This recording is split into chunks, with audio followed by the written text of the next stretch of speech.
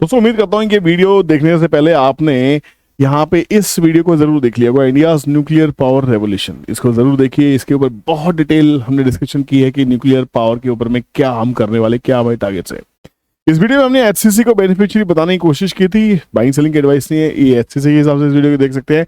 बाकी इस वीडियो के अंदर इसको आप देख रहे हैं, इसमें 8 ऐसे स्टॉक डिस्कस करने वाले जो शायद न्यूक्लियर पावर रिएक्टर्स जो एसएमआर बनाने वाले हैं उसका कुछ ना कुछ काम इनको मिल सकता है। मिलेगा या नहीं मिलेगा कुछ कहना अभी कुछ भी गारंटी नहीं है, बट हाँ इनके ट्रैक रिकॉर्ड ऐसे हैं कि इन्होंने जो काम किए हैं वो काम शायद न्यूक्लियर पावर रिएक्टर्स में भी काम आने वाले हैं। तो प्लीज वीडियो को अंत तक देखना है, पूरा देखना है, और पसंद आए तो दोस्तों शेयर जरूर कीजिएगा। अगर आप सोच रहे हैं एक पोर्टफोलियो बनाने के लिए तो ये कंटेंट आपके बहुत ज्यादा काम आने वाला है। इसके लिए हमने दलाल स्ट्रीट जर्नल में छपे एक आर्टिकल को रेफरेंस के लिए यूज किया है।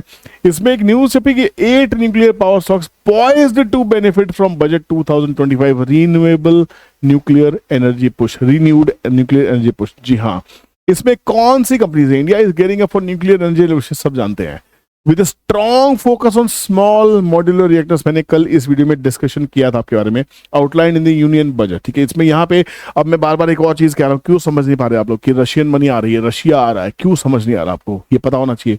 यहाँ पे भी देखिए, Russian nuclear giant Rosatom with over 6 decades of expertise has offered its services to India, potentially bringing SMRs to coastal regions. The US and France have also expressed interest in collaborating with India to develop the technology, boosting India's ambitious goal of achieving 100 gigawatt of nuclear energy by 2047, which is just 7.5 gigawatt as on date. क्या tremendous scope है।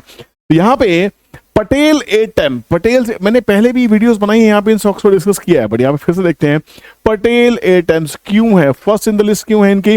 The company is one of the only 3 in India to hold the prestigious NNPT authorisation enabling it to manufacture heat exchangers and pressure vessels for nuclear power plants. अगर इस company के financials की बात करते हैं तो revenue देखिए 20 से 24 का रिवेन्यू उन्होंने मेंशन किया है, 2374 करोड़ से बढ़ के 3700 करोड़ के आसपास में हो गया। कंपनी की रिटर्न ऑन इक्विटी है 12.6% होती है, वो 10% के आसपास में। नेट प्रॉफिट की बात करें 113 करोड़ के नेट प्रॉफिट बढ़ते बढ़ते 148 करोड़ के इस कंपनी के हो चुके हैं। दूसरी कंपनी इस कड़ी में आती है वॉलचंद नगर इंडस्ट्रीज। ये कंपनी क्या करती है? It has been a trusted partner of department of atomic energy DAE, nuclear power corporation of India NPCIL, Bhabha atomic research centre BARC and Bharatiya Nabhikiya विद्युत निगम बीएचएवीआईएनआई। तो भैया ये कंपनी डेफिनेटली बहुत ही ज्यादा हॉट हो जाती है।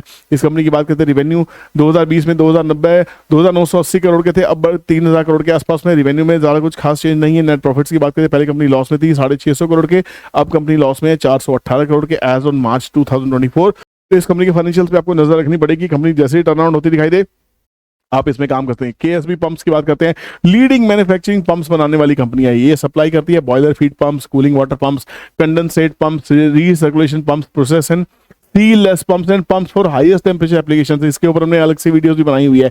And which are vital for advanced nuclear power projects. ये इसके लिए ये पंप बहुत इंपॉर्टेंट हो जाते हैं। इस कंपनी के रिवेन्यू की बात करते हैं तो यहाँ पे 12,939 करोड़ का रिवेन्यू था कंपनी का 2020 में, जो बढ़ के 22,000 करोड़ हो गया है। बहुत अच्छी ग्रोथ इसमें दिखाई दे रही है। नेट प्रॉफिट की बात करते हैं, नेट प्रॉफिट 1000 करोड़ के होते थे 2020 में, बढ़ते बढ़ते अब ये 2080 करोड़ के आसपास में, तो नेट प्रॉफिट भी डबल हो चुके हैं। कंपनी ग्रोइंग है, इसमें कोई डाउट नहीं है।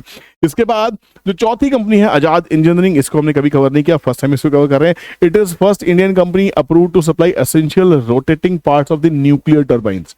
आजाद इंजीनियरिंग इज एक लेटेस्ट आईपीओ था, लेटेस्ट आईपीओ आया था, is poised to leverage the growing demand for advance nuclear power. In fact आप सोचिए, देखिए कंपनीज के आईपीओ आते हैं और कुछ साल के बाद में न्यूक्लियर पावर के ऊपर बातें होनी शुरू हो जाती है। ये एक प्लानिंग होती है, ध्यान रखना। रिवेन्यू कंपनी के 2020 में कंपनी एग्जिस्ट नहीं करती थी, 21 में 1227 करोड़ का रिवेन्यू था, 2024 में बढ़ के 3408 करोड़ का रिवेन्यू हो गया। नेट प्रॉफिट की बात करते हैं जो 115 करोड़ के 2021 के प्रॉफिट्स बढ़ के 586 करोड़ के प्रॉफिट हो चुके हैं। जबरदस्त कंपनी काम कर रही है। आरओसीआरओ की बात करें जो लेटेस्ट है 9 और 19 पे पॉइस है। इस कंपनी को हिट लिस्ट पे रखिए।